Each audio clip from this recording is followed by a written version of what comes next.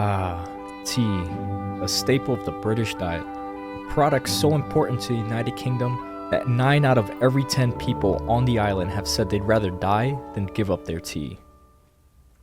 The British love tea so much that even in war, there's a requirement for every single tank to have a boiler installed so that the crew could have tea at a moment's notice.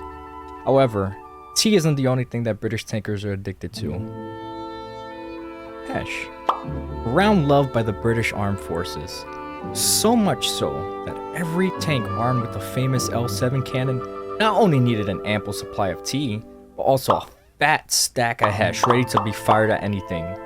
Forts? Check. Children? Check. Lightly armed vehicles? Check. Even some tanks? You know it. Now, this reputable round may be loved by many in real life.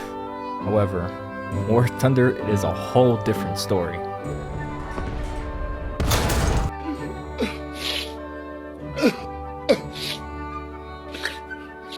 Now, despite its issues, I asked myself, is it possible to research the entire British tree with just hash? That would mean not using planes for ground support, no anti-air, and most importantly, no rounds besides hash, which means that my options for tanks are even limited. So is it possible for someone to research the entire British tree from rank 1 to rank 7 with hash only? No. No reserve tank unfortunately fires hash. But what if we decided to utilize a very ancient technique? A technique that even Sun Tzu said himself to utilize in these most trying of times. Opening our wallets. Now, if we look through the premium tanks currently available to the British, we have 2 options. The Roycat 105 and the Centurion Mark V AVRE.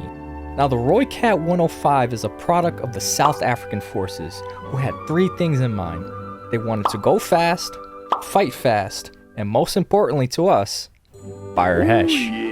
And on the opposite end of the spectrum, we have the Centurion Mark V AVRE. It's slower than most tanks at its BR, with a unstabilized gun that can only fire every 27 seconds stock. However, to compensate for such abysmal characteristics, the AVRE fires a round that guarantees anything that gets hit by this is getting sent right back to the hangar. So it's pretty clear and obvious who the winner is. This vehicle is going to be carrying me through the British tree until I can acquire other tanks that can fire hash. So I need something that is reliable and can perform. And that is, you guessed it, the AVRE. Now that we have our vehicle, it's time to begin the challenge. Not only will I be uploading our progress to YouTube, but I'll also be live streaming every second of it. Starting now. All the progress will be uploaded on YouTube as well, so you won't miss a thing. And now for the greatest outro ever. Bye bye.